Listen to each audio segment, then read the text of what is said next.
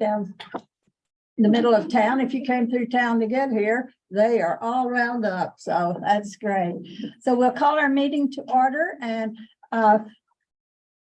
Mr. Kroll, will you call the roll, please? Yes, ma'am. Mr. Orozco, Mrs. Paez, Present. Mrs. Cameron, Present.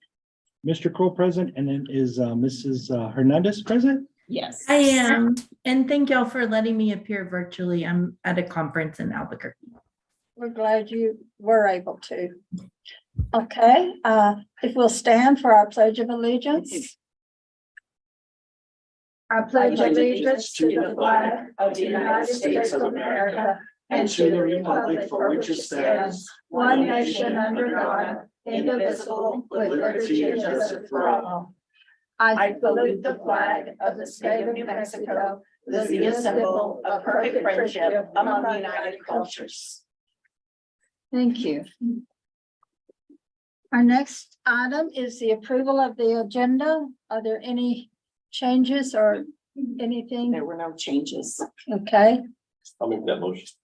we have a motion to approve the agenda. Do you have a second? I'll second. You have a second? Mr. Crowe, will you call the roll, please? Yes, ma'am. Mr. Orozco, Yes. Mrs. Paez, Yes. Mrs. Cameron, Yes, Mrs. Hernandez, Yes, Mr. Crowe, yes. thank you. The motion passes. Okay, at this time, we have public comment. There were no signups for that at this time, so we Okay. can move on to reports. Okay. Our first report is from the NEA, Deming Charity. And her sidekick. Abril. She's gonna give me the hat when it's over. Someday. Someday. Yes. Someday. Madam President, members of the board, and Superintendent Chavez, Abril Perea, co-president of NEA. We started school visits, super successful. We are almost to 200 members Oh, by tomorrow. By tomorrow, yes. And then I come to you today to talk to you a little bit about some stuff that I've heard, so that I feel it really needs to be corrected. So I've heard that the union requested school lunches for teachers to be cut back to 30 minutes. That is not what happened.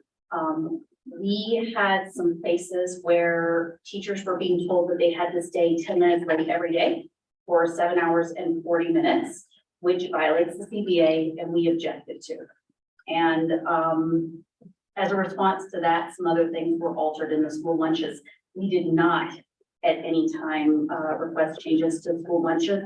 And to be perfectly honest, there isn't a teacher that I can name that doesn't give time outside of that 7.5 minutes, 7.5 hours a day that we're required to give. Staff just don't want to be mandated when they give that time. They want to do that when it fits within their schedule, but we all give it, we all put it in, and quibbling over 5 minutes, 3 minutes, 10 minutes, or whatever is just detracting to the important work that we do with students every day. Thank you. So as a school response to that, as a district response, what had happened is that there were some schools giving students and teachers 30 minutes, some were giving 35, some were giving 40.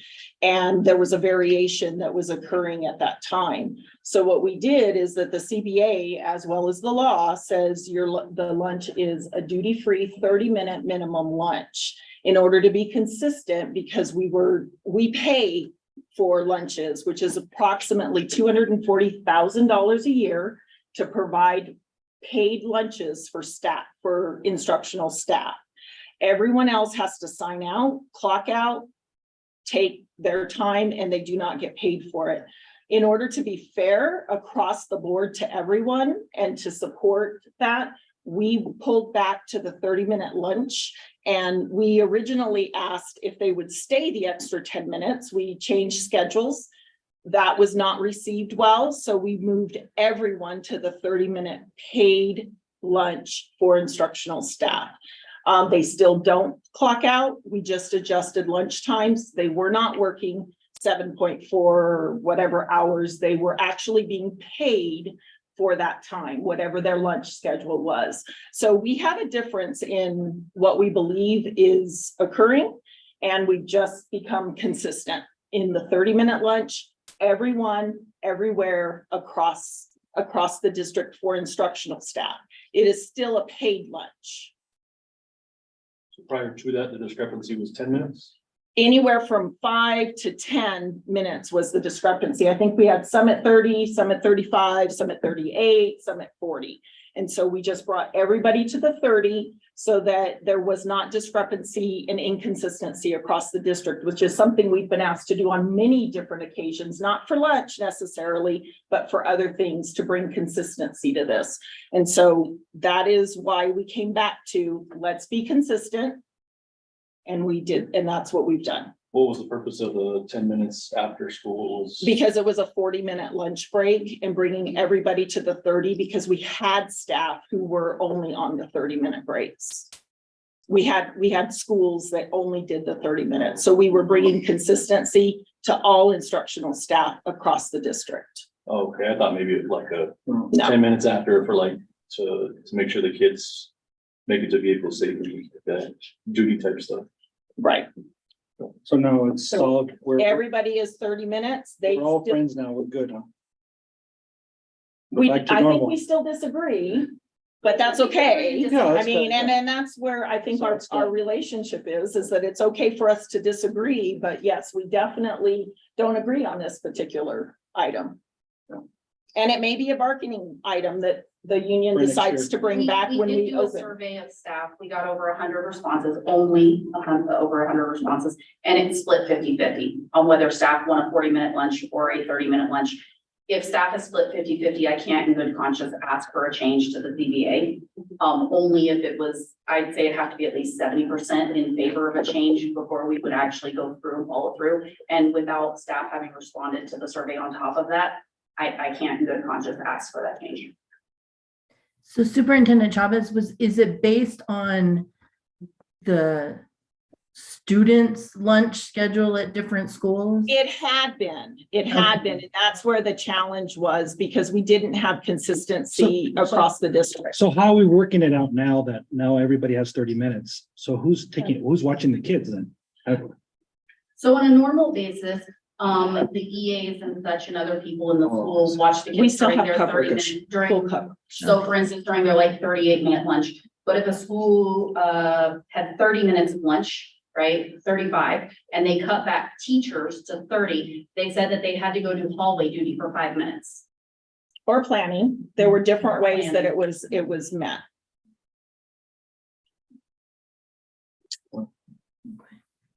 Hopefully we can work it out and. No, I think we've worked it out. Move forward. I think we've, yeah. Okay. Thank you. Thank you. Thank you. All right, we're now to the consent agenda. We all received the information. I'll entertain a motion to approve the consent agenda as listed under number 7A through L. I'll make that motion. Also, We have a motion and a second. Would you call the roll for us, please? Call the roll, call the vote. Yes. Mr. Orozco, yes. Mrs. Hernandez, Yes. Mrs. Cameron, Yes. Mrs. Pice, yes. Mr. Cole is absent. He's out of the room, yeah, away. Okay, the motion carries for the consent agenda. Okay, now we're down to action items. Yes, Madam President, members of the board, our first action item is the consideration and approval of out-of-state travel for 5th grade students from Bataan to go to the Sonoran Desert Museum in Tucson on October 12th. Ms. Baca, do you want to mention anything about that or how it's tied to what they're learning? Yes, I would love to. So it is part of the PBL learning that's going on, project-based learning. Our 5th grade teachers have been attending training as beginning graders. And so this field trip ties project in whole. So they're visiting a museum, their whole study is on ecosystems, and which is a part of that. So they've already done their kickoff to the project, and next month on the 12th, they'd like to go to the Desert Museum to try it all at the very end. Come December, they will have created ecosystem museum of their own at our school.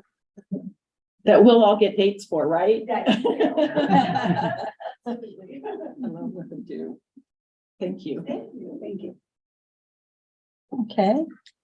Any discussion, questions? If not, I'll I'll, make a motion that we approve that. I think everybody knows that I always support travel. I think students learn so much and I've been to that museum and it's fantastic. That'll be a wonderful experience for them. So I make a motion that we approve. I'll second. we have a motion and a second. Got any other discussion?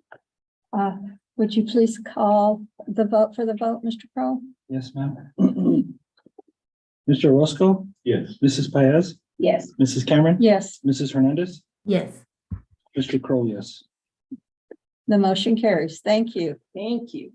Madam President, members of the board, item B are the budget adjustment requests. So Ms. Doyle will go through them and we recommend approval when she's done. I always look forward to that when the packets go in.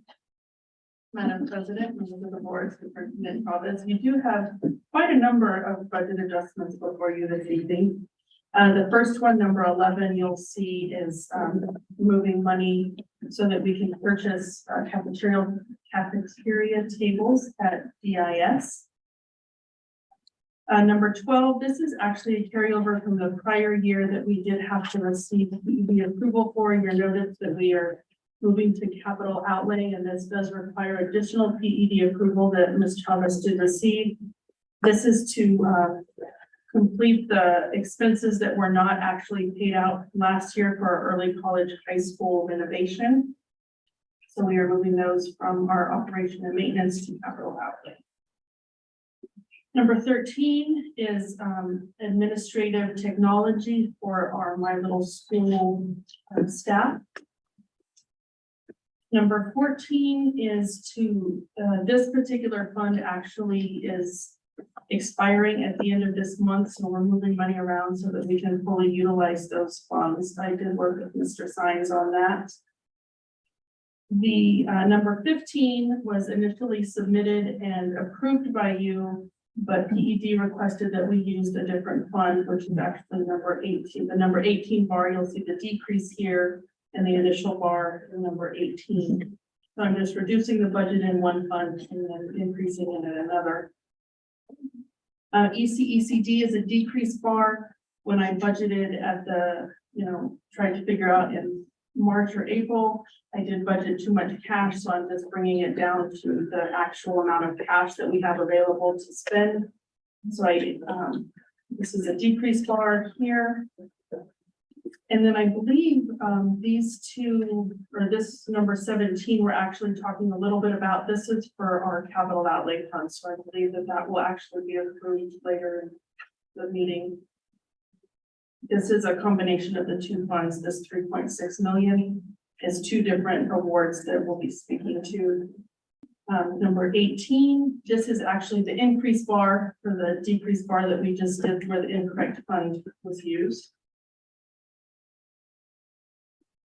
And then this final one here, I was working with PED to get a bar to you, but they have not opened up the fund yet. I did want to bring it to you for approval though, because I'm not sure when PED is going to get it, and I didn't want to have to wait until the next board meeting. What I can tell you is this is junior monies that we will be spending at the high school, right? Yes. It is, yeah, high Yes. school for bait detectors. Yes. So this is 85,000 that we will be spending for bait detectors at the high school. And we already approved those purchases actually in last fiscal year, knowing we were going to get this funding from the junior bills, which is the legislative special monies that each legislator has. Is using of vape increasing? Yes. Significantly. And one other question, and I should know this, but I don't, so I'll just show my ignorance. Do we have more students when we started? Have we increased? We're gonna go, we Okay. have that under the report. That's We fine. have an enrollment Yeah. report, yes. Okay, Yes, ma'am. thank you. And Okay, with that, I will stand with any questions or any questions. any questions or comments? Okay, if not, I'll entertain a motion for approval of the budget request, adjustment request is listed and presented tonight. I'll make that motion. I'll Yeah. second that. We have a motion and a second. Mr. Crowe, will you call for the vote, please? Yes, ma'am. Mr. Orozco, Yes. Mrs. Paez, Yes. Mrs. Cameron, Yes, Mrs. Hernandez, Yes. Mr. Crowe, yes. okay, the motion carries. Thank you. Thank you. So moving along, Madam President, members of the board, we have item C, which is approval of our MOU with Mesa, and we have our teachers here as well as our Mesa representative. If you just want to give a brief overview, and thank you so much for being here.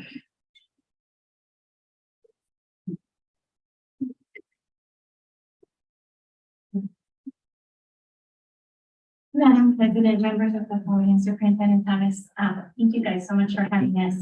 I'm Tara Ramirez, I'm the regional coordinator for Mesa. And with me today, I have the two high school Mesa advisors, two of my very amazing advisors that I have here. I also do have two other great advisors, one at Red Mountain and one at Deming Intermediate. But I wanted them to tell you a little bit about what they did last year, what the plan is for this year, and then I'll go right back and tell you a little bit about the MOU. And weren't you the Mesa Advisor of the Year last year, or something extraordinaire? So he has done an amazing job.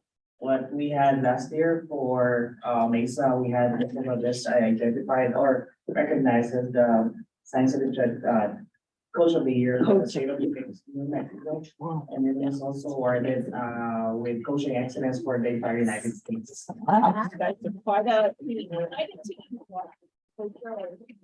And for the last year that we had our activities, we had actually get approved for travel with our 4 seniors to attend engineering science program with teachers and students at the University of Wyoming.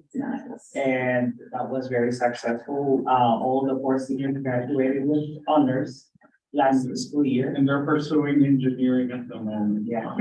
So, and then to add to that, most of our students also attended Mesa Rally event last year, Mesa State. And what we can be proud of is when one of our members of Mesa he graduated our valedictorian last school year. And also our members for Mesa, we competed for academic challenge last school year. The AV team were champions, and our varsity team, they were qualifiers for state championship for academic challenge for SWX. And then Mr. Valas will tell you about the upcoming project. But before that, 13 members, seniors that we had last year, 6 of them received their loyalty award in September, ranging from $600 up to $1,000 Wow. from Mesa. That's awesome. Wonderful. That's because they were members of Mesa since intermediate, yeah, 6th grade Sixth up grade. to my senior year. Nice. So our plans for this year are the following. So we're gonna have a general assembly for Mesa, wherein we're gonna discuss all our activities or guidelines. We have the academic challenge, which is ongoing. We had our first competition in September 9, and it was a successful practice. So our Mesa kids also do Science Olympiad, and this year we're planning to do the Governor's Challenge, and we plan on bringing them to the Mesa Birthday, Mesa Rally, and the regional and state competition for Science Olympiad, the senior incentive field trip, and we're planning to visit the Roundhouse this year. Nice. So And as of today, we have 75 members for Mesa. Wow, wow. That's fantastic. Fantastic. Thank you. And you guys will make sure we get dates of when you do things here that Yes. others can participate. Thank you. Absolutely. All the amazing things that the high school team has done, goes the same for the middle school with Guy Miller and with Justin Urbina at the Deming Intermediate. He does an amazing job every single year, getting my sixth graders, getting those sixth graders interested in STEM and getting them excited. He's participated in every single one of our events, and so has Red Mountain, and so has Deming High School. With that, the MOU is very similar to every year. There is one particular change. I've been with Mesa now, this is my 11th year, and we have never asked for it to be changed for the stipend to go up to $2,500. And that's just to try to keep up with a little bit of the times, so that they can receive equitable pay. And as you can see, they do much more and far beyond from what we've asked them to do. They're required to do 15 meetings, and I can tell you that I don't have a single school in the Deming district that just does 15. And they have such great students that they can't say no. They're all like, yes, you guys want to participate in the Governor's Challenge and Science Olympiad, Mesa Day and Rally, and they go for it. And so the other part is that we are asking to enforce is that for every 20 students that we do have 2 advisors minimum. So they have more, but they can handle it. If they do need another, they would let me know. So it's 75 just at the high school? Yes. There's 5 from early college. We have 20 plus from special education department. Sure. And then the rest will be from the high school. How many from the special ed? 20 plus, because they're all my students in the special ed department. Mhm. So we are actually involving our D-level students. in Nice. part of- And now we're doing science. I love that. That's great. So the 75 are just from The Deming high High school, School. okay. I have approximately 25 from Red Mountain registered as of today, and about 24 from Deming Intermediate. But the deadline's not till October 14th, so I know their numbers are going to go up. At Red Mountain, I used to have 2 advisors. Currently, there is only 1. So I don't know if she will reach the 40 to request a second advisor, but I know that at the high school, we've already reached that and beyond. And one of the incredible things that I'm going around promoting to the other districts is the example that Mr. Roland and Mr. Valdez have put in including our special ed department. The super seniors, the students in the D level that are able to participate just as any other kid, which is just absolutely amazing. Yeah. And they have done an incredible job of it. So That's great. that's the It's only change. exciting. Other than that is it is the exact same MOU. This will be our 40th year, and I know that Deming District has had Mesa for a little bit about 15 years. So the only change to the MOU is that. Okay, thank you. Thank you. So are there any questions? Pretty nice. I think what else? It's a great program. Just a comment, awesome program. It is. I've known Terry for Agreed. several years. Yeah, I was right. fortunate enough to be your child. It's been a blessing to have every kid here. So. It is, and just the work that they do and the work that you do and the work behind the scenes is can be tasking at times. Yes. I've seen it firsthand, so it's great that these kids have this opportunity and get this exposure. Yes, thank you very much. Thank you so Thank much. you. We appreciate it. We look forward to your continuous success and reports we get. Just need an approval. Okay, at this time, I would entertain a motion for approval of the memorandum of understanding between Deming Public Schools and the New Mexico Mathematics Engineering Science Achievement Incorporated. New I'll Mexico. make that motion. I'll second that. We have a motion and a second. Would you please call the roll for us, the vote for us, Mr. Pro? Yes, ma'am. Mr. Orozco? Yeah. Mrs. Paez? Yes. Mrs. Cameron? Yes, Mrs. Hernandez? Yes. Mr. Crow, yes. thank you. The motion carries and we look forward to continued success and opportunities for our students. Thank you. So Madam President, members of the board, item D is the consideration and acceptance of donation from Sierra Lobo Inc. for our DHS robotics team of $5,400. Mr. David Wirtz is not here tonight because he's cooking for the homecoming and the powder puff. And so thank you guys, yes, for being here.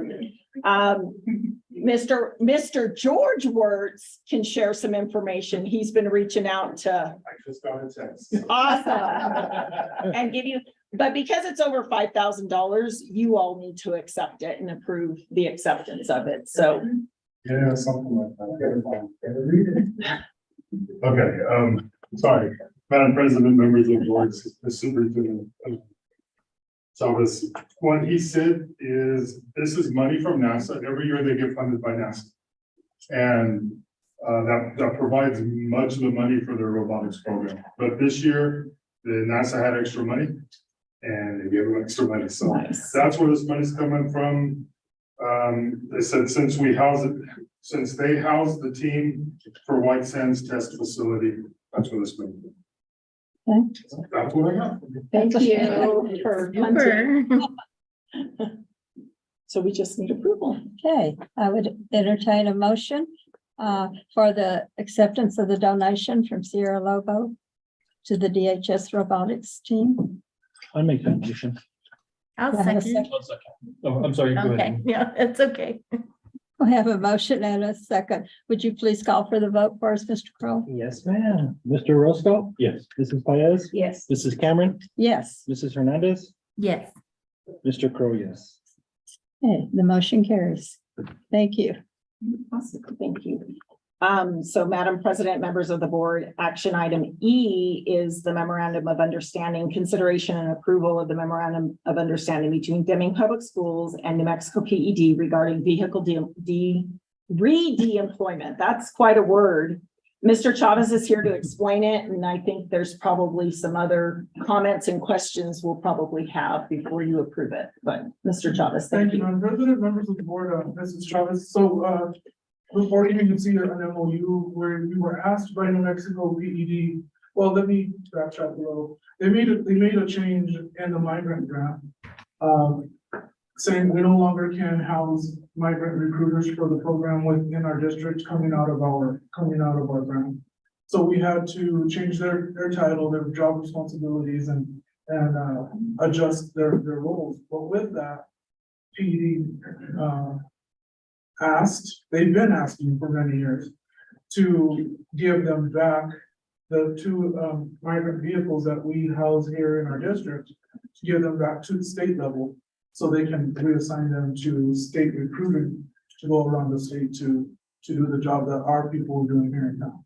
So with that, took a little struggle and then I did drag my feet a little to get this part done, but because we really use those vehicles quite a bit, especially for our satellites going to Columbus to transport our people that help the kiddos that are in the building.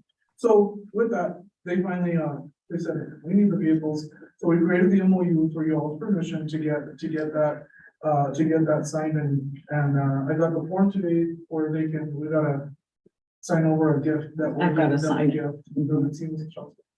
And so I need your approval on this MOU to go ahead and do that. I just have one quick question. So is it just the Deming district that's affected that way, or are there vehicles in other districts too? Today, Ms. Fires, is that it's also Clovis that had to Okay. give up one of their vehicles as well. What cars were given up? It's a 2005 Ford Escape and a 2015 Ford Escape.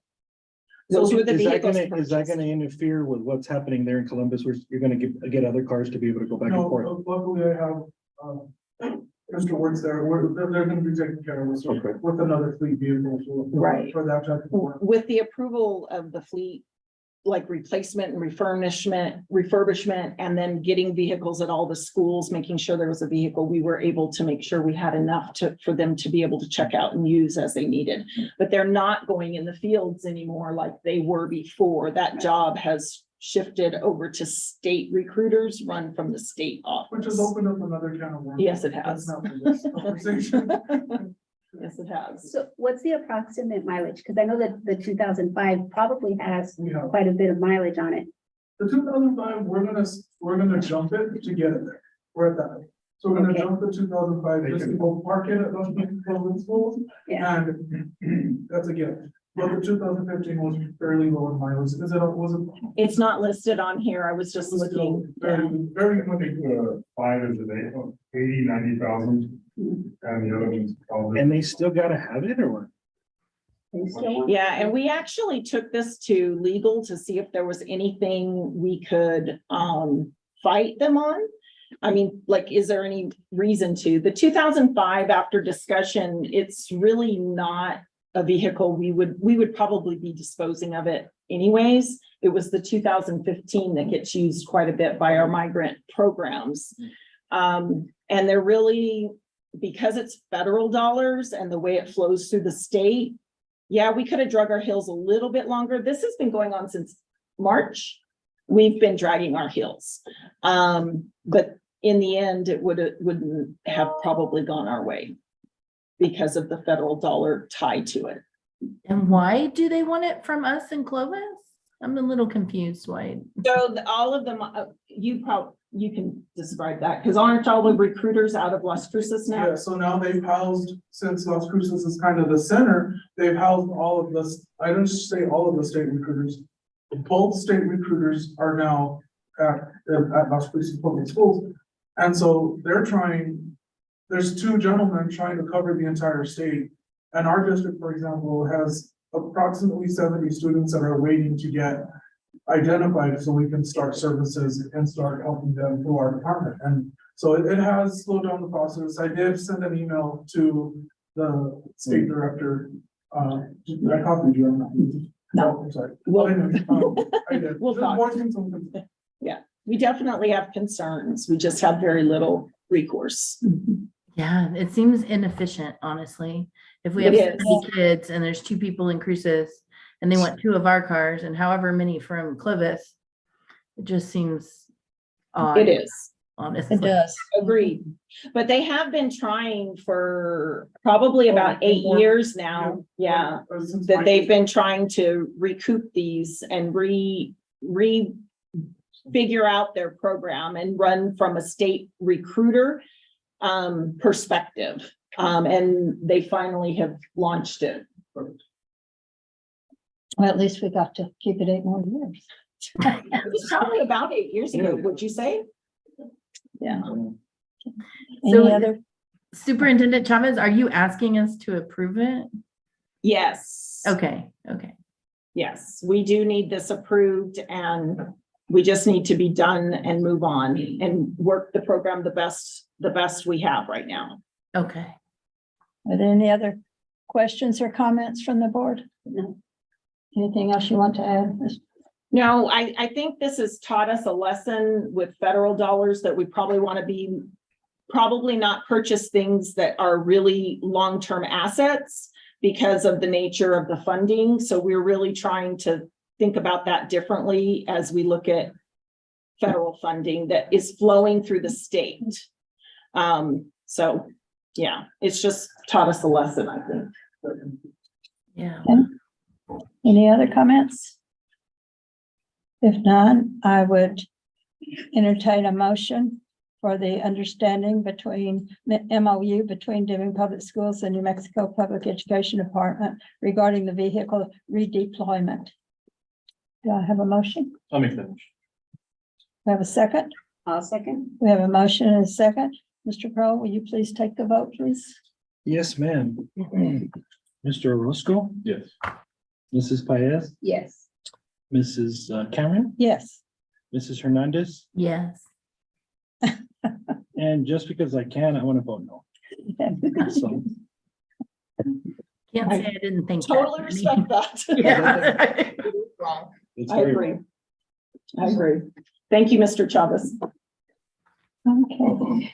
All right, so moving along, Madam President, members of the board, item F is our consideration and acceptance of the near peer grant award and budget. A couple of months ago, you approved the application. We have received the award and Mrs. Wertz is going to be one of our key leaders in managing this and getting our kids set up. So this program is part of our Ed Rising program for educators. So do you guys want to explain it and answer questions? Sure, Madam President, members of the board, Superintendent Chavez. I believe that Mrs. Echeverry did talk about this. This is very similar to the YRY program that we used to have in place. This is going to give our high school students an opportunity to go into the elementaries and provide tutoring and assistance as needed. But what's great about this is we will be able to pay them for their services. So I think it's a win-win for all involved. And like Ms. Chavez said, we do have Pam here, and she's gonna kind of talk about a little bit more because she's the one that's working directly with our students. Yep, I started the program last year, mainly YRY, focusing on the YRY program. Also, we actually officially started the dual credit last year, but now we're doing it under the name of Educator Rising. Educators Rising. Thank you. She was just checking to see if you remembered. That's right. That way we can compete statewide with the career tech program. So we're doing a lot of stuff. And when I started the program for the YRY, I had a student that was on the football team that took 2 of my classes. So he went out to RST during 5th and 6th hour and then came back for football practice. And then he was doing an awesome job. And even helped out with the vet program that they did there, and then stopped going and dropped the class. Went to him, like, what happened? He's like, my mom lost her job. I couldn't afford driving out there every day, and I'm not going to work study so I can make money. And I was like, oh, come on, we've got to get money for these guys so they can get out there and actually get paid for what they're doing, because they're doing such an awesome job already. They need to be paid. And this will be all 3 schools, so the early college, Members Valley, as well as the high school will have this program. Anyone that's interested, and also the after school program. I just started that when this started, and I already have 4 students out there just volunteering their time right now. But this doesn't take effect until next semester, so they're all trained, and we can't pay everyone. I already have 34 students in the first hour class, and so looking towards paying the seniors, maybe having them do a resume and interview them and put them through that so that we can actually do that like a hiring process for them. That's great. So they're getting trained this semester, and then they'll actually deploy out to the schools for tutoring in the spring and be paid for that. The dual credit program, how I'm working with Western, is the first class that they take this semester is more of an educational training, and then the second semester is an internship based class. So they actually go out there. That's awesome.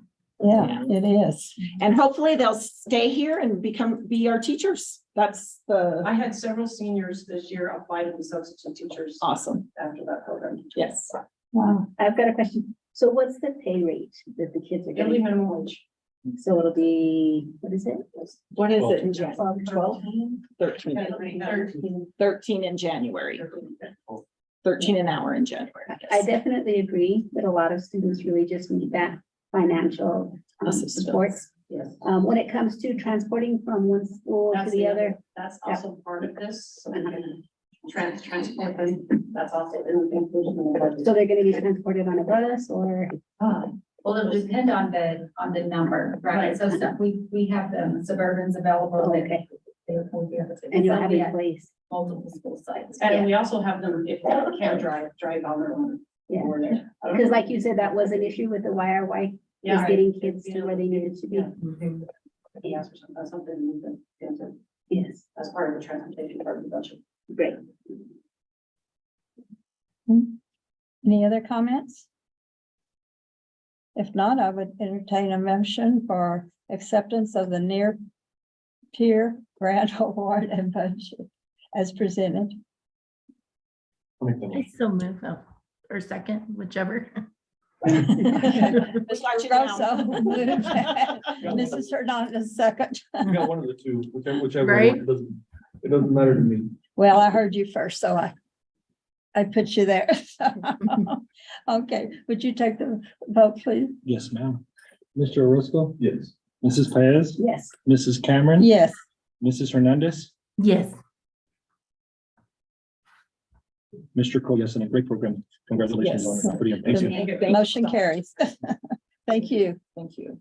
So, Madam President, members of the board, item G is consideration and approval of renovations to Deming Cesar Chavez Charter High School. And we have Mr. Nunez and Mr. Masters here to talk about it. And the pictures are. And the pictures are in front of the board members.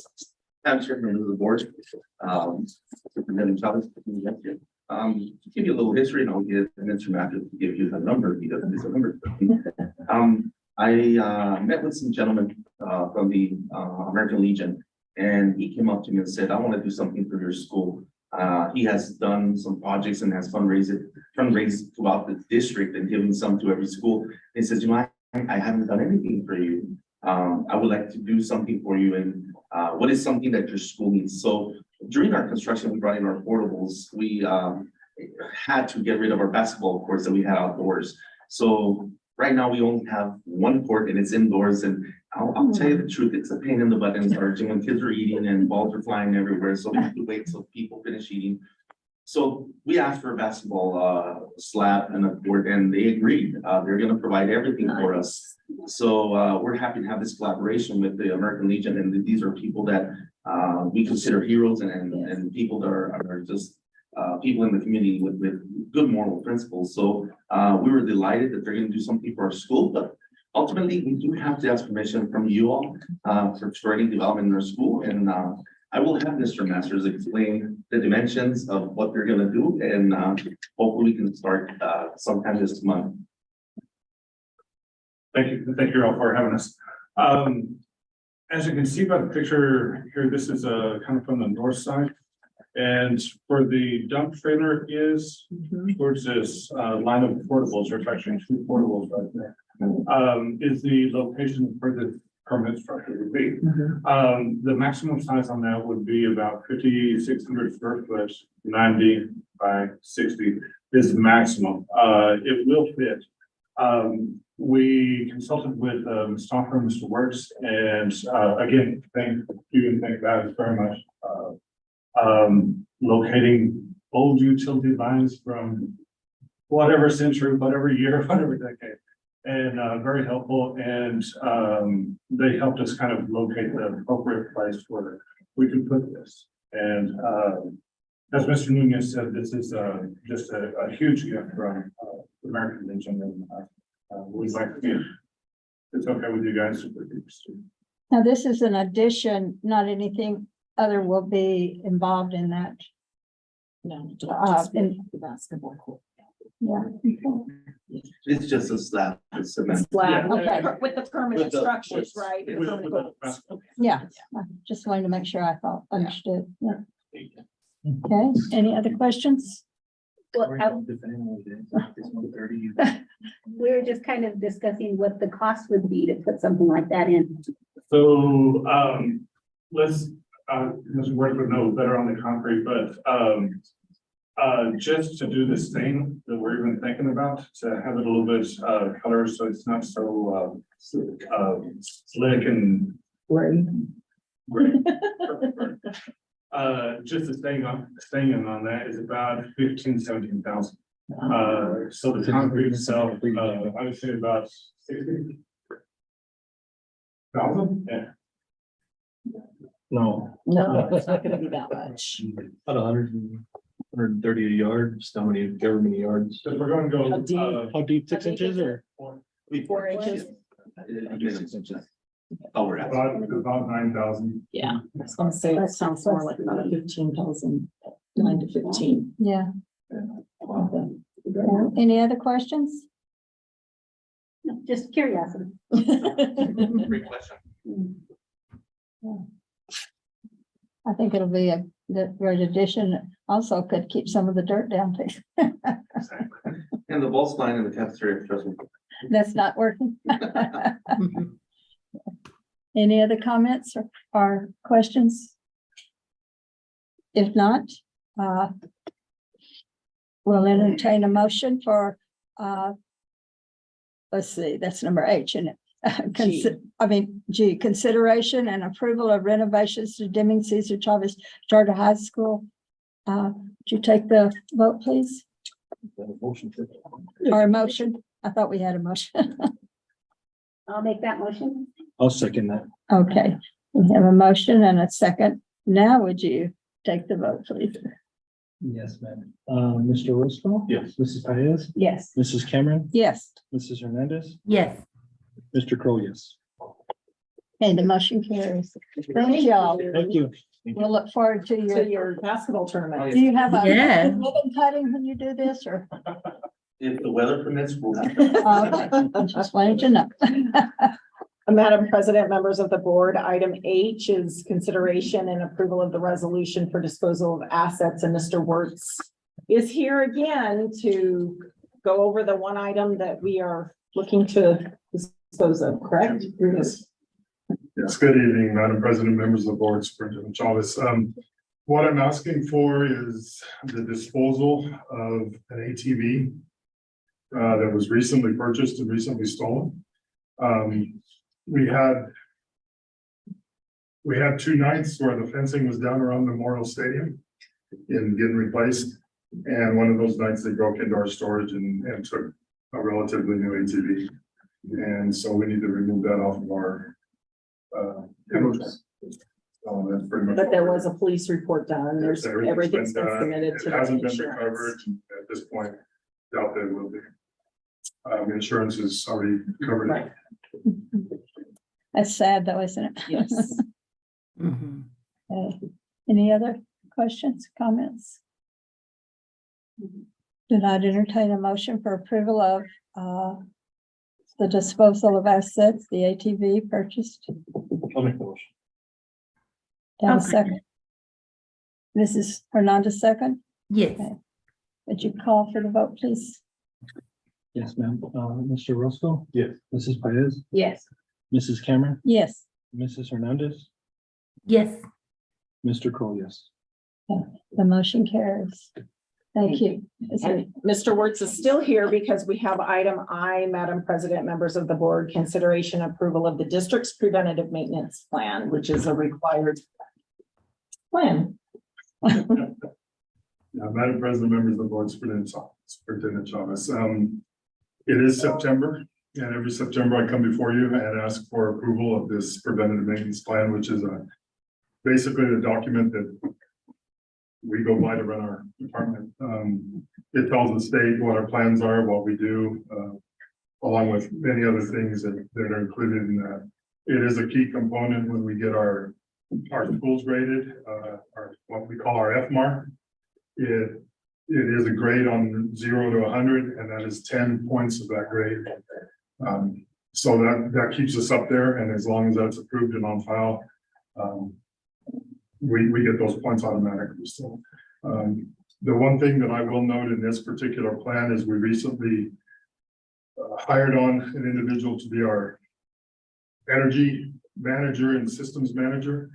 And so I did not touch the energy plan. I'm going to let him build it over the next couple of months, and we'll bring to you a new plan next year on how we can. The goal is we want to bring our energy consumption down another 200,000 plus, so we can use that money to help us run the district. And so that's the whole point of that.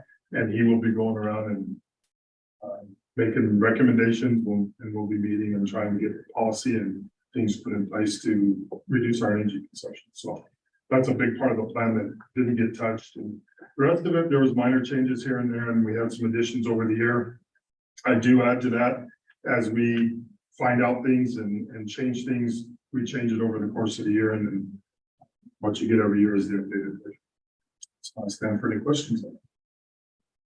Okay, so we're asking for the preventive maintenance plan. That is, and then when other is added, will come to us. Well, I'll come every year, yeah. And if there's major updates to it, we'll bring that back to you.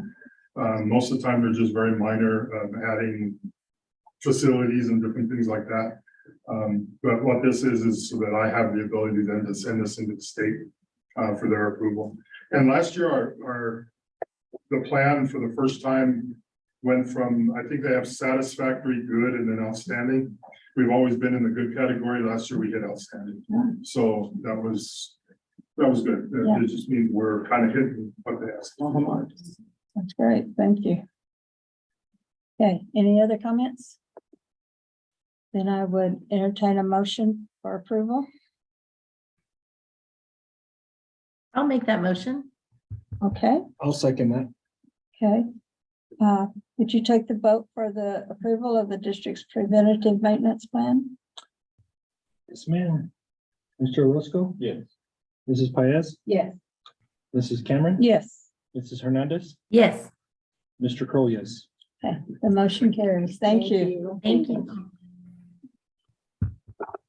All right, Madam President, members of the board, item J is consideration and acceptance of the Security Infrastructure Award. That is provided by the School Capital Outlay Council, and it was 1.2 million, almost 1.3 million. This was allocated, it's a one-time allocation that the legislature in the last session said we need to put more money towards security infrastructure. And then I'll talk to you about the second one once we get through this one, but they just set aside some additional funds of the surplus to focus on security for this one. So you can see from the document that we have it in the last page, if you want to scroll up to the last page so the public can see it. Has the scope of work. We've been working on, yeah, there it is. We've been working on the secure vestibules. We're going to also, those will be finished, but we need to do the key card access across the district, improve our security camera system, add some sites for security cameras, continue to install the security film. Our alarm systems are not aligned in every single school, and we have some old alarm panels that need to be replaced. Those are $250,000 a piece. They are crazy expensive. We also want to install some traffic bollards and then in some of the vulnerable areas so that cars can't go through fencing and into buildings. And so we just have quite a few projects. And probably more projects than actual money, but we continue to prioritize those. These are sort of in a priority list right now. So with that, I'll stand for any questions and ask that you approve it. I would say we never have too much school security today. I would agree with you. It's just, I don't know, just keeps happening. Any other questions or comments on acceptance of the school security infrastructure? Make a motion to approve. Okay, do I have a second? I'll second. Okay, Mr. Orozco moved and why my mind is just going right there. Mrs. Hernandez second. Would you call for the vote, please, Mr. Crowe? Yes, ma'am. Mr. Orozco? Yes.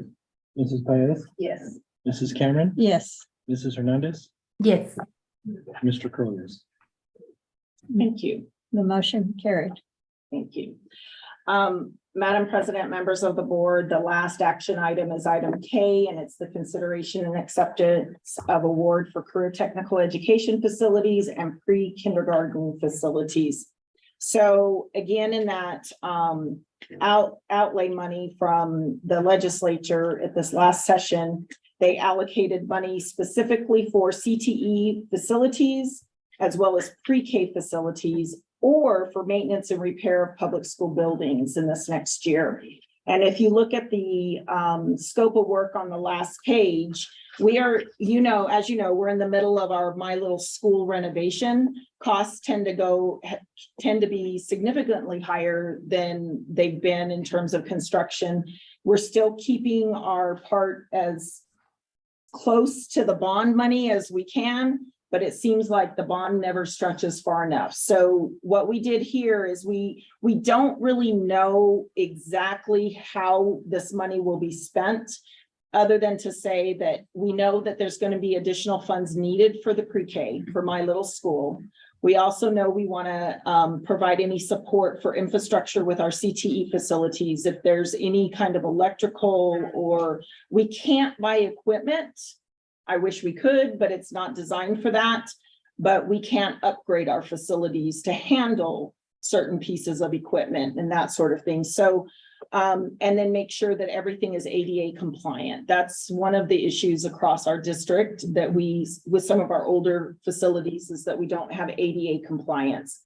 And then we're going to use our, I've got preventative maintenance plan in my brain, but it's our facility master plan and our FMAR scores to determine what's needed in terms of the CTE and the pre-K and any other high priority areas for maintenance. So we are kind of up in the air a little bit with some of this, and we want to wait until that project, the facility master's plan, is complete. Mr. Parker, do you have anything to add to that? Yeah, just an update of facilities master plan. We did a kickoff visit with the company that's going to be doing it. They will be on site visiting our district the end of October, beginning of November. So you'll see them in the facilities. We'll update everybody on that. We're also in the process of putting together basically a district-wide committee of about 25 to 30 individuals. Will be part of a cycle of about 4 to 5 meetings. We'll be looking at their findings and making suggestions, other priorities as well. So we'll be looking out for those invites, of course. We'll be asking for anybody who'd like to volunteer more of your time to sit on those meetings. We're going to try to make them as least intrusive as possible, but we're going to really try to extend it. So we're reaching out to the community, practitioners, parents, everybody involved to really put something together that's useful. It is a 5-year marriage, so to speak, but we're going to be looking at that. So we need to be able to commit to it, but at the same time, think thoughtfully about it, because as we know, the prices are predictable. So we want to be realistic on delivering what we hope to do on. So this funding will just help us achieve those goals that we identify in that plan. So I have what I think is probably a silly question, but I'm going to ask you anyway. At the bottom of that capital outlay thing, it has like reject or accept. Why would we or any other district reject it? Why would That's we a great not want question. money? I have no idea. That is how Okay. the PSCOC has always given us the awards like that. There could be districts who do reject it and say, we don't want the state we don't want to have to meet those state requirements. So Okay. they just want something formal that it's been approved. Then I can accept it if you approve it.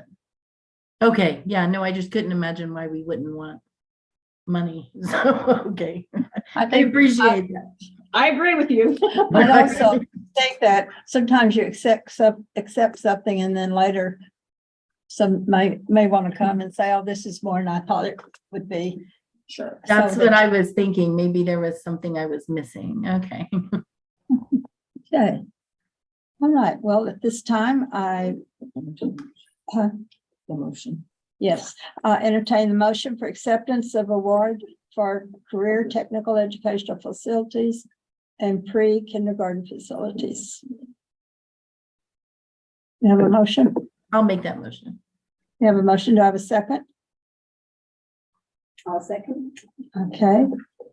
We have a motion and a second. Mr. Kroll, will you take the vote for us, please? Yes, ma'am. Mr. Orozco? Yes. Mrs. Paez? Yes. Mrs. Cameron? Yes, Mrs. Hernandez? Yes. Mr. Crowe, yes. the motion carries. Thank you. Thank you. Now to superintendent's So that report. is all of the action items, and we have a few things under superintendent's report and some folks here to present. As you know, we've been working on the student IDs on the buses, part of our safety plan, and we're trying to think ahead. So we just wanted to share some information. Mr. Parker will share some information regarding what we're thinking. This is not a vote. It's just give us your thoughts so that we can, because all fees have to be approved by you all. Kids are going to lose them. They are expensive to replace. And so we just wanted to start the discussion now so that when we do bring back a fee proposal, you guys have had a lot of opportunity to be engaged in the process. So with that, Mr. Parker. Madam President, members of the board, Superintendent Chavez, really quick as part of the discussion, really trying to analyze what we're doing for student badges. We want to get to the point, of course, where every student has an ID badge for identification. It's really good to have them around the building, but really what it is for emergency purposes on recognizing students, being on the scene for a couple of incidents. And it's the older children, they're very free to give their name and where they're from. They get small, they get really nervous around paramedics and firefighters and law enforcement. So having an ID on children definitely helps. One of the things that we're contending with though, is we have two systems we're really trying to balance. We have a current system that's just a blank ID. It's a piece of plastic card that you can print on and get them relatively cheap, but we can replace those pretty quick. But we've only really made the requirement for wearing them for secondary. We're looking at expanding that basically from pre-K all the way through 12 to make sure that we can identify children all the time anywhere they are. But the other piece that we have going right now is we have the Z-Pass system. And what that is specifically for our buses. Now that is a little bit more of a complicated system because it's what they call an RF scan ID. It's like the tap to pay piece that you have on your credit cards, very similar to that. Those are a little bit more elevated cost. What I would like to do, and it may be as a proposal to bring to the board, is having it so that every single student has the Z-Pass ID. And what that allows is that student can then have that as a regular ID, but if they're a bus rider, it also works as their ID for a bus. It allows them to board the bus, tap it, and it signs them into the bus and lets you know that student is on the bus where they're at any time. We use that, and we're going to plan to use that for all of our students who are on to and from. But if we give that to every student, then we can expand that to even students who are on field trips. So a lot of the times, right now, what we contend with is we get rosters. We get a roster that says we plan to go on a field trip, we take 25 students, here's who we plan to take. And at that point, that's what we're really going on the day of the trip, when those children are boarding, oftentimes that roster changes. So for safety's sake, what we like to do is to have everybody have that badge, they buzz in and we know exactly who's on that bus, where they're going for all purposes. There is a minor difference in that, and really what it comes down to is what I'd like to do is to define the difference between a fee and a fine. The fee is basically something you pay to have access to. What we're really discussing is when they get lost, and they do pretty regularly, actually. I can vouch. At what point do we assign that fine? Recognize that it's gonna happen here and there. We want to get to the point where we're only charging them for the cost of the actual card and not more than that. But we also want to give them some grace. So we're wanting some feedback on, the first one, maybe the second one will give you free, but if you come back a third time, we have to charge you the cost of what it would take to replace that card. So we're trying to contend with that to balance that out.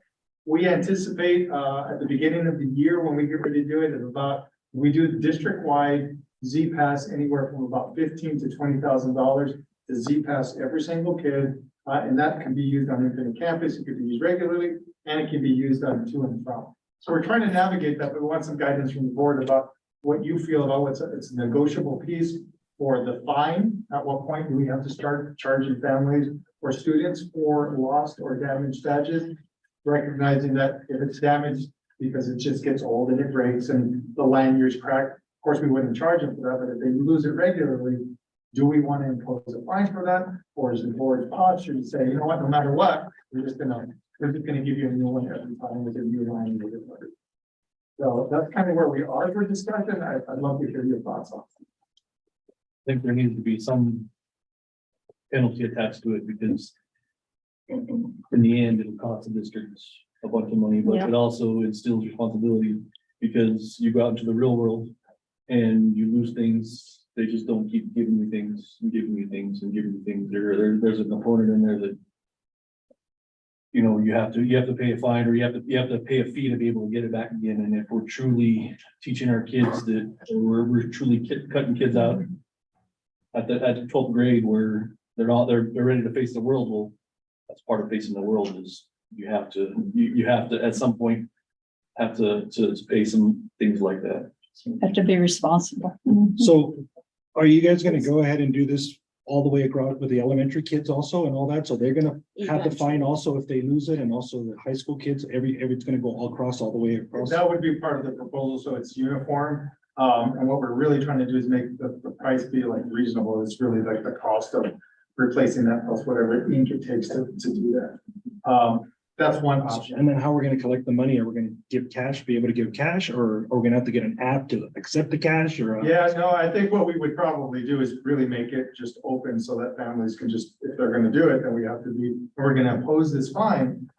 In my opinion, would be open to taking cash, check, card, all of those pieces.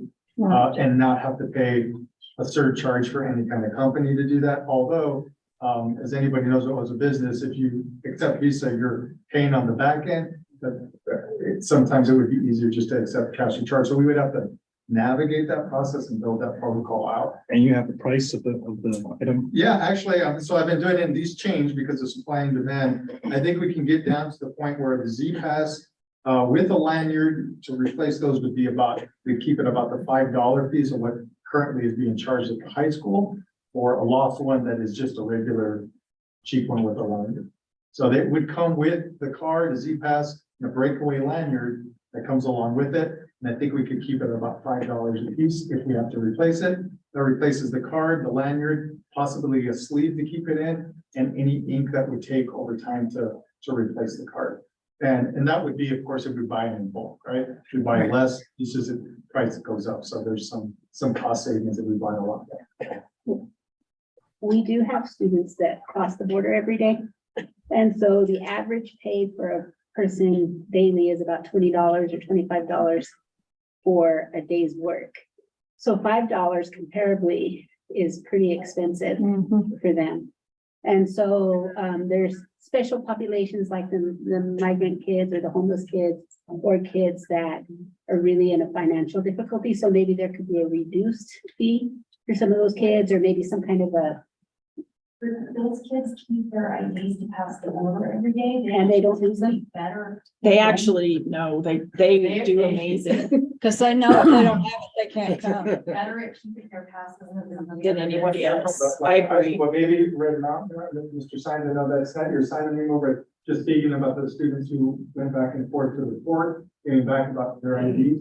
Yeah, they took care of them. They take care of them. They That's did. great. It There's was, another lady in the back row that may know a little bit about that. Oh, there you are. she's incognito. She's, I was distracted by the Eagles thing over there. That's what.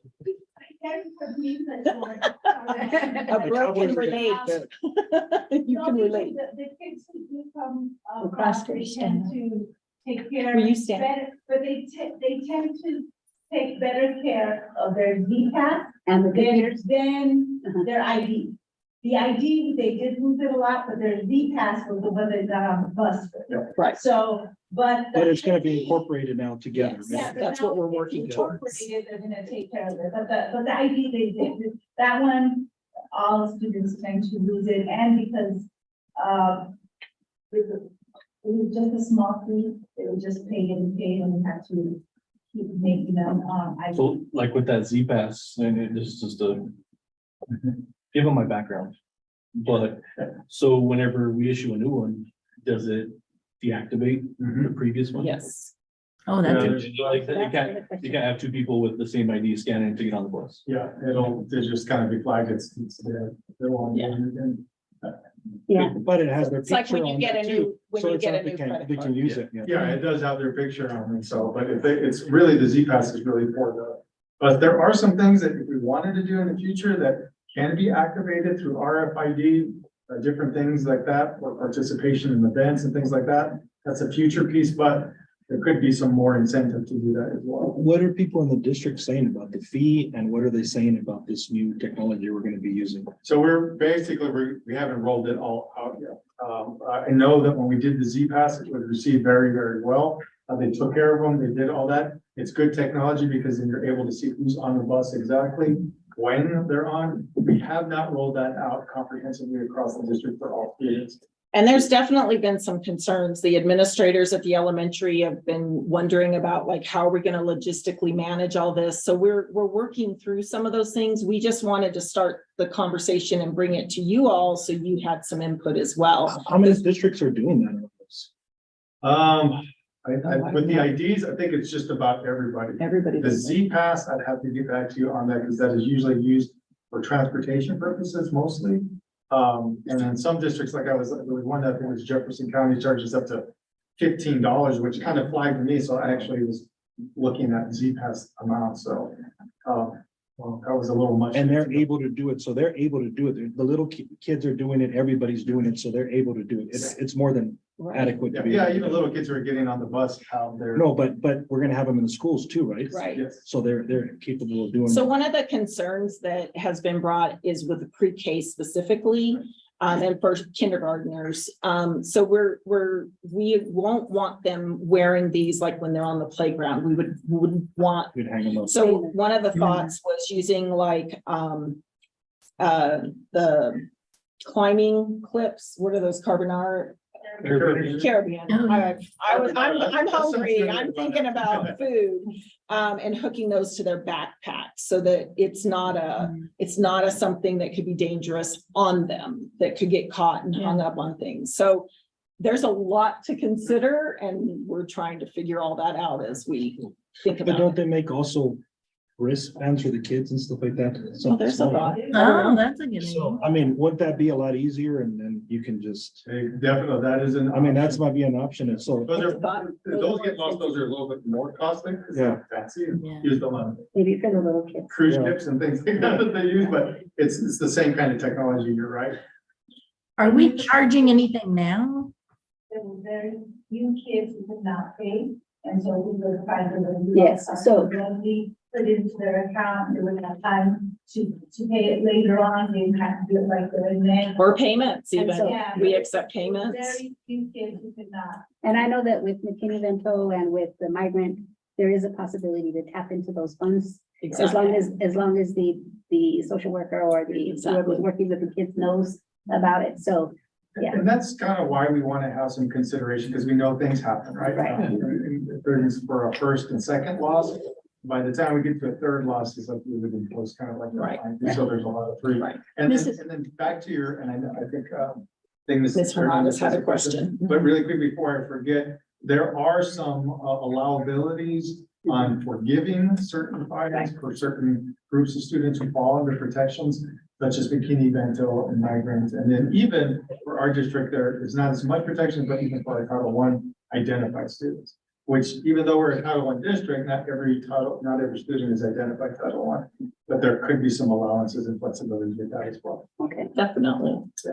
Ms. Hernandez, what was your question? No, I just wondered if we're charging anybody now, like the grade. So only the high school has been using, the secondary have been using them, and they're the simple plastic ones. And yes, they have been charging a $5 replacement fee. But not the initial fee. There's no initial. No, oh, no, no. Okay, no, I mean, I would definitely be in favor of all of them having the bus technology attached. Because not only field trips, but you also have athletics, activities. I mean, I just think that would be fantastic and much easier to really keep track of who's there and what's happening.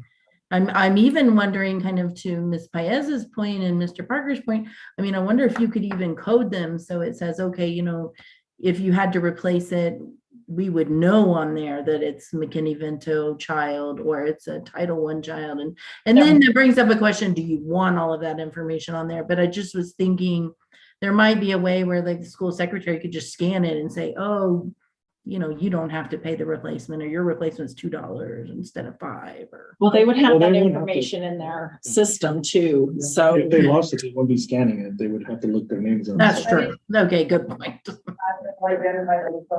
Yeah, we could possibly reverse engineer that and fly that. Awesome, that's a good point. Yeah, we have a, So I know that right now there, as kids are coming into the secondary schools, they have to kind of use their ID to get in, and that's kind of helping with making sure that we know who's in our building, if something will happen first thing in the morning, it immediately gives a quick report. we're trying it out right now. All the Yeah.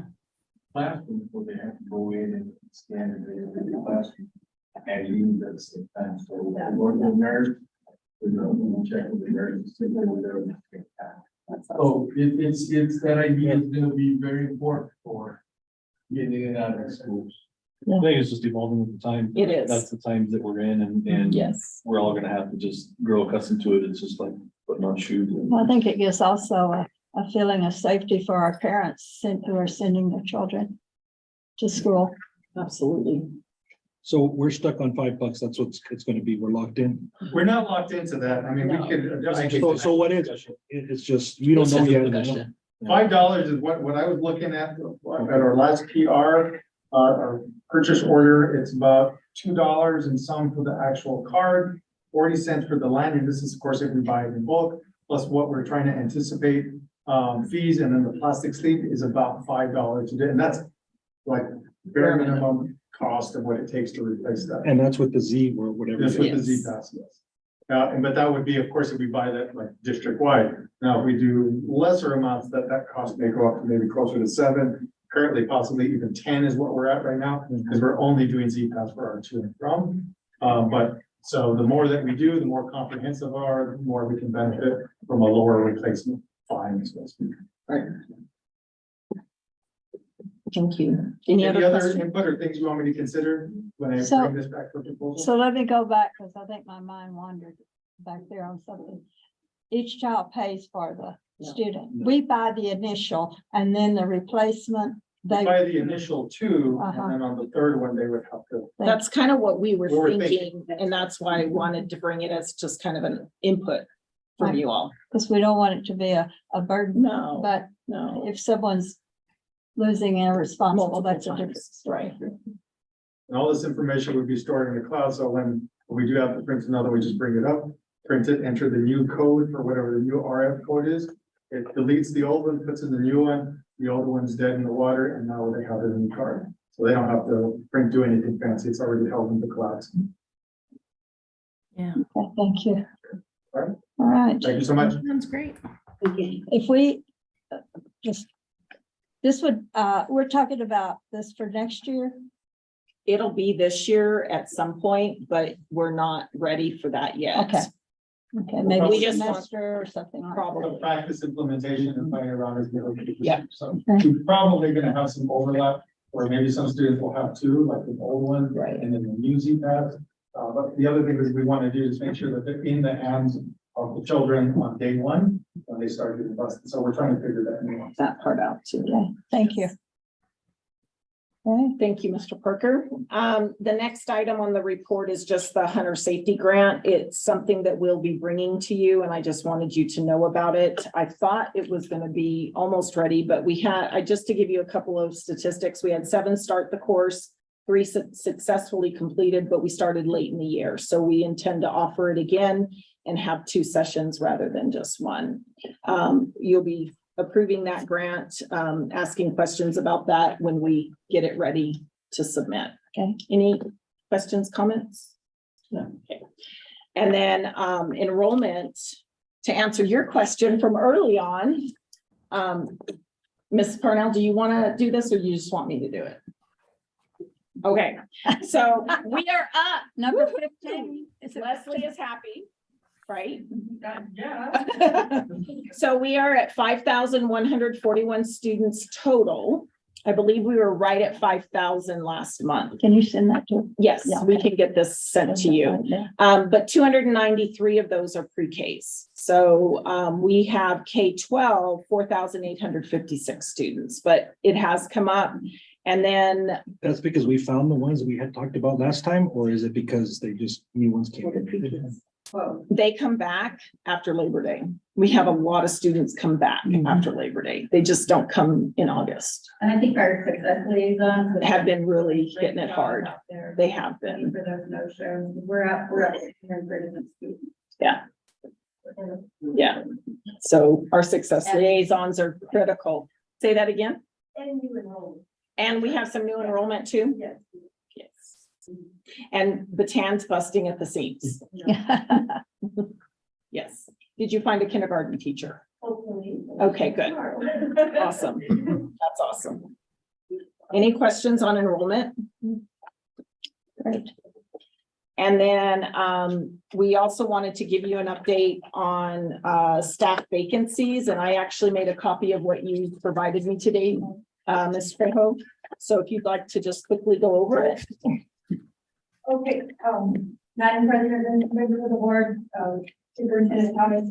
We currently have 27 openings in the school building, 23 of those are teaching positions.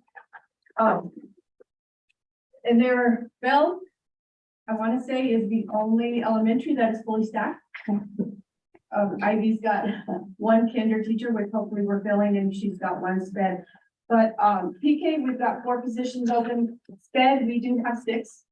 All of these positions are filled per se with long-term subs and or an EA that's working towards a degree. So we do have, they're all filled daily, but secondary, we've got 1 math, 3 science, and a bilingual and 2 ELAs positions. So for the most part, all of our core areas are covered. So, and as I'm sitting there, I thought I should have given you, this is how many positions we have, and this is how many are not filled, which I should have given you that, but I can probably get it to you. But That would be good. yeah, and so principals are actively looking, we do have, they're actively trying to find and fill these positions at this point of the year. You're not really gonna find, someone.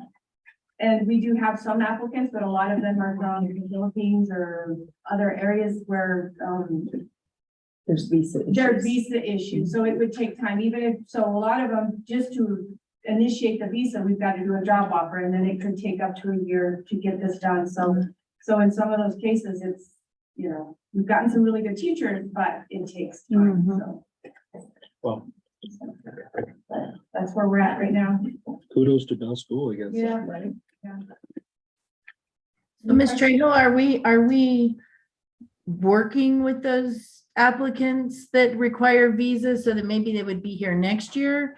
Or we're really just concentrating on looking for people that could show up now?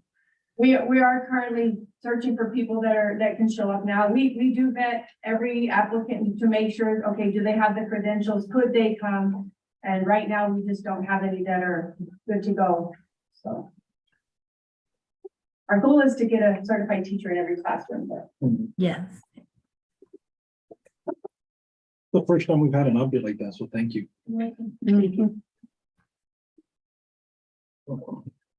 Okay, we don't need to, this is just information, correct? That's just information, and that's the last of my superintendent's report. Are there any questions or comments that you all have?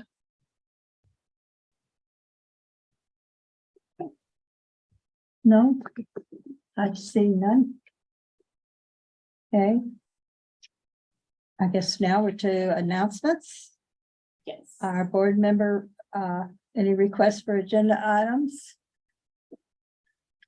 Yeah, I'm gonna request one. Okay, I'm gonna request the cafeteria, more information about the cafeteria. okay. Any others? All right, our next meeting, board meeting will be October the 19th, and it will be here at the Emmett Shockley Administration Building at 6:00 p.m. Is that what time we start? Yes, ma'am. What time we start? You got it. Okay, Miss Cameron, I wanted to bring up something about that. I will not be able to attend on the 19th. I was wondering if it's possible to move it to an earlier day in that week. I know Ms. Chavez and I had talked about the week before, but then there's a problem with the week prior to that when the notice has to run would be fall break. And so I understand if other people's schedules don't allow us to move it. I just thought I would ask.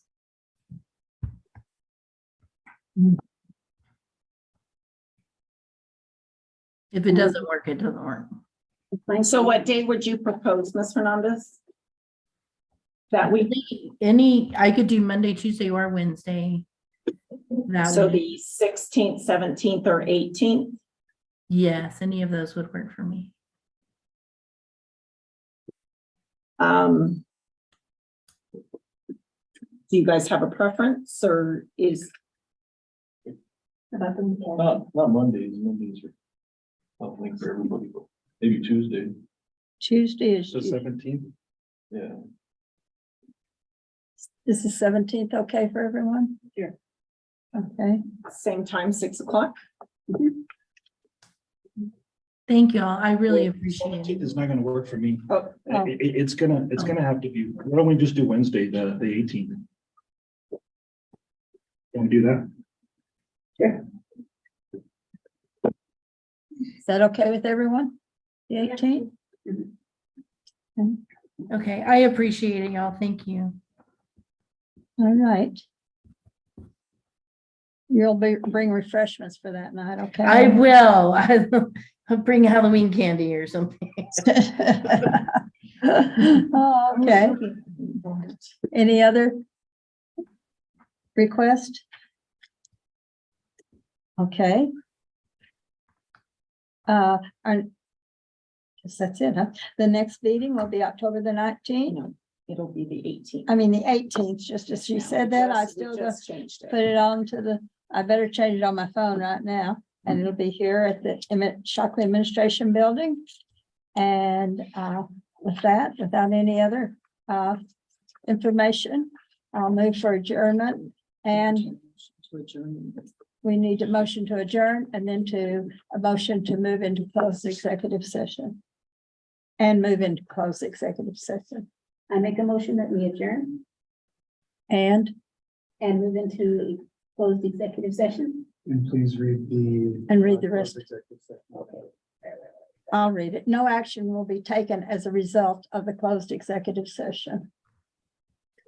So, Discussion of threatened or pending litigation as authorized by section 1015-1 H7 of the Open Meetings Act, as well as the discussion of limited personnel matters as authorized by section 10-15-1 H2 of the Open Meetings Act. okay, I'll second that.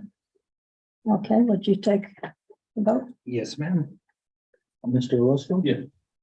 Mrs. Paez? Yes. Mrs. Cameron? Yes. Mrs. Hernandez? Yes. Mr. Crowe, yes. Okay, the motion passes. Thank you, everyone. Thank you.